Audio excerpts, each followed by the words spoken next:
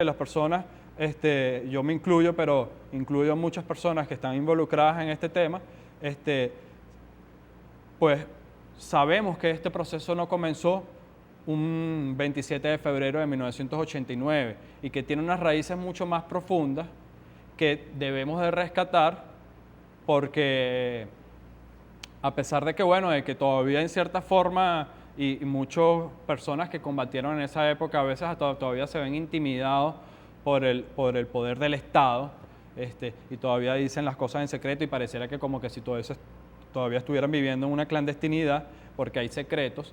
Entonces, pues pareciera que por esa razón todavía esa época de la historia como que se mantiene como con un velo histórico o como que no se quisiera partir de ahí.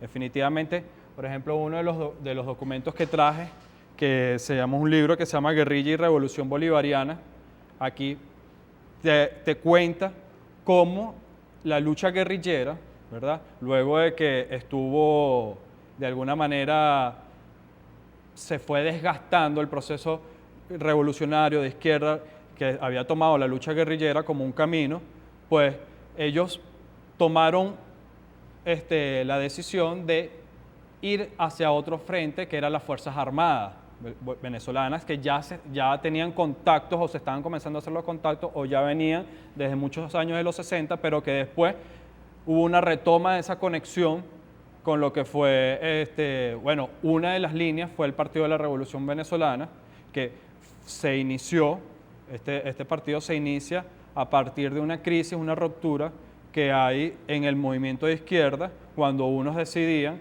que el camino era la lucha guerrillera y otros pensaban que la lucha debía de ser pacífica. Eso fue con el PSB. Eso fue con el PSB. O sea, nace el PRB. Nace el PRB. Que va a estar Douglas Bravo, entre otros los conocidos, porque incluso está en esa fotografía. Claro, Fabricio Ojeda fue uno de los gestores principales de este movimiento del Partido de la Revolución Venezolana. Luego, este Partido de la Revolución Venezolana, pues, hace el contacto con las Fuerzas Armadas del movimiento bolivariano que ya se estaba gestando en ese momento, ¿verdad?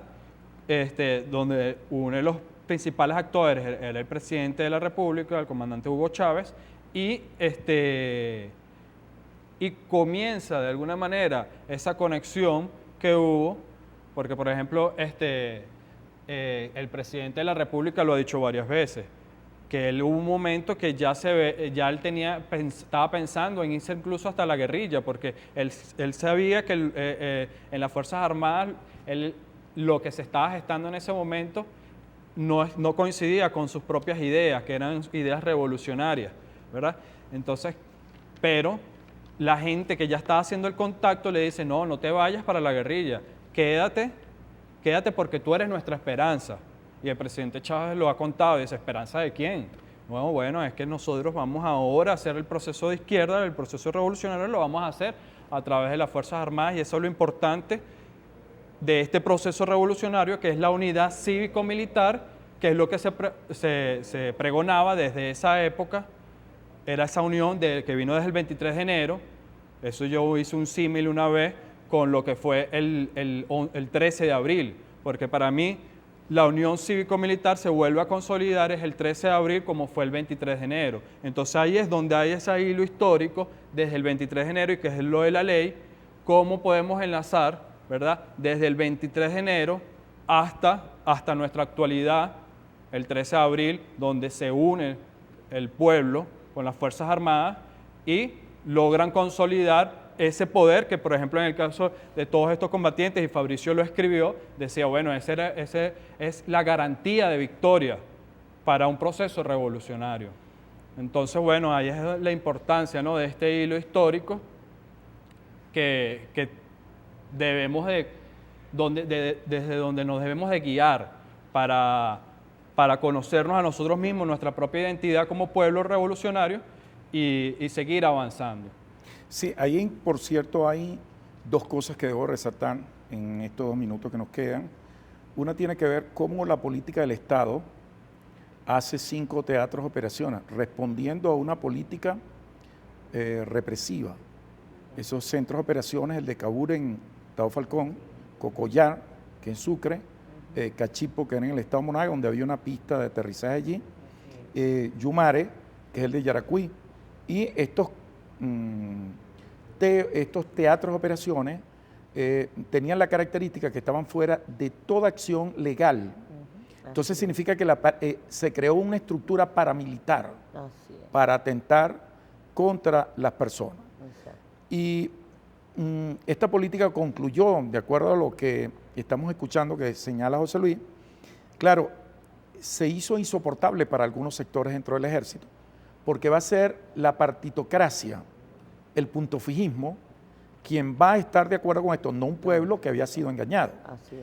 Pero eso me gustaría que nosotros lo pudiéramos desarrollar en el próximo segmento, porque si bien esta ley que tiene 4 capítulos, que tiene 22 artículos, tiene elementos importantes que están dirigidos a reparar, restituir lo que debió ser la ganancia y los derechos que estaba reclamando un pueblo y que la respuesta fue esta represión.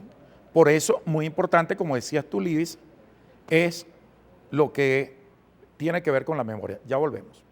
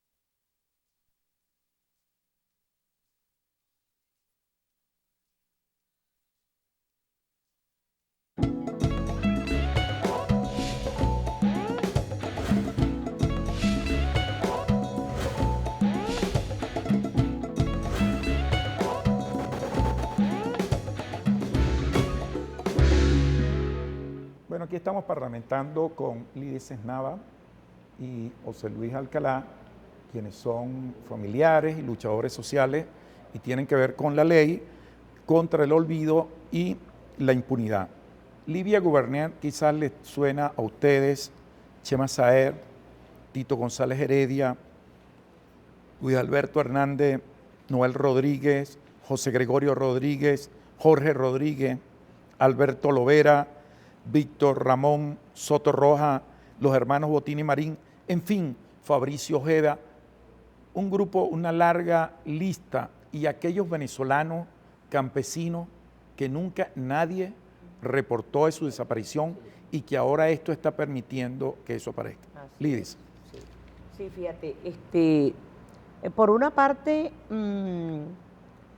es sumamente importante la actuación de la Comisión de la Verdad, que es una de las cuestiones que se establece aquí, ¿no? Una Comisión de la Verdad en la que va a estar incorporada, y así lo planteamos, una representación importante de los sectores populares como garantía, además, por supuesto, del compromiso moral y político de la actual fiscal general de la Nación, de la República, y representación de otras instancias del Estado, pero es importante la participación efectiva y amplia de las organizaciones populares, particularmente aquellas que promovieron, ¿no?, y elaboraron los primeros anteproyectos de este proyecto de ley, ¿no? Porque eso va a ser la garantía, todo eso va a ser la garantía de que esa Comisión de la Verdad llegue precisamente a establecer la verdad de lo que sucedió, porque además no es solamente para el conocimiento de nuestro pueblo en Venezuela, sino porque a nivel mundial hay la creencia de que aquí hubo una democracia.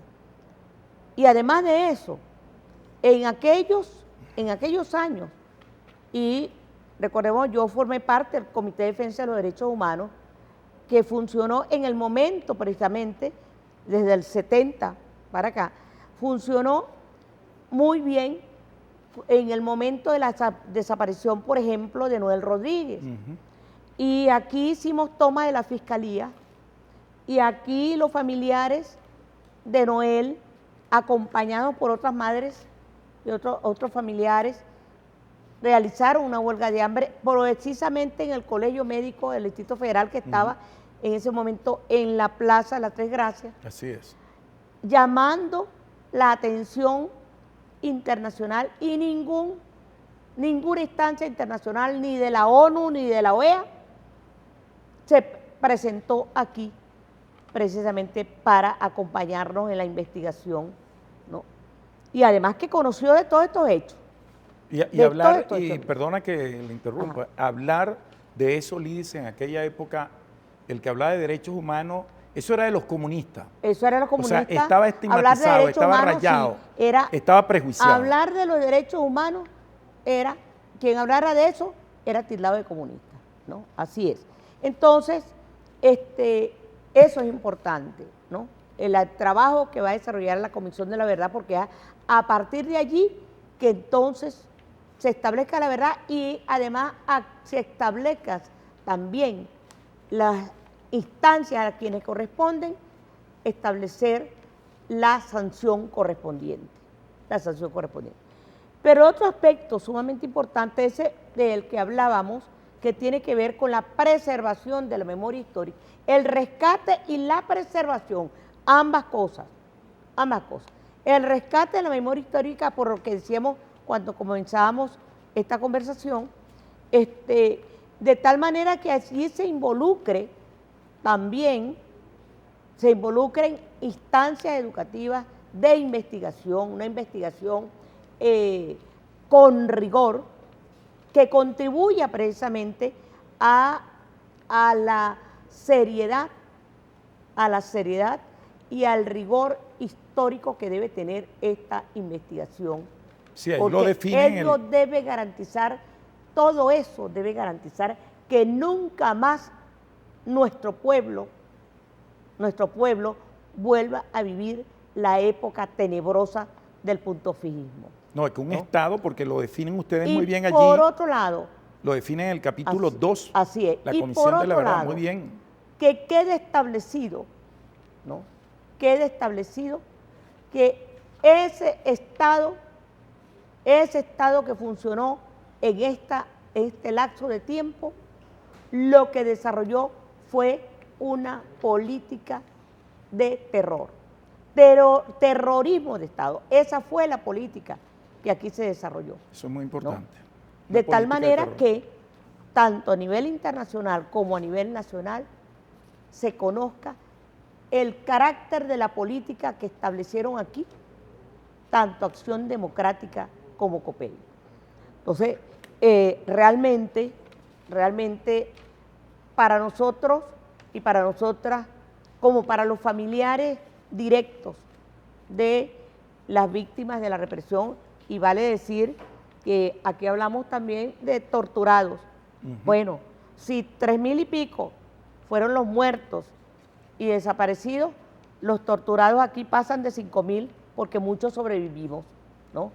Todavía sobrevivimos muchos de los torturados y torturadas, ¿no?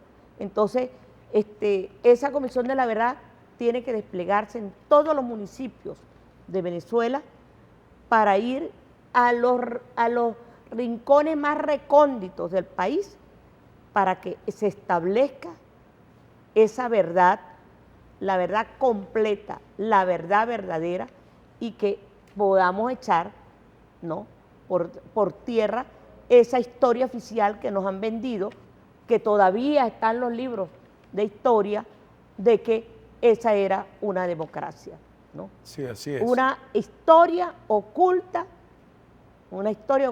que es hora de que este proceso revolucionario, quienes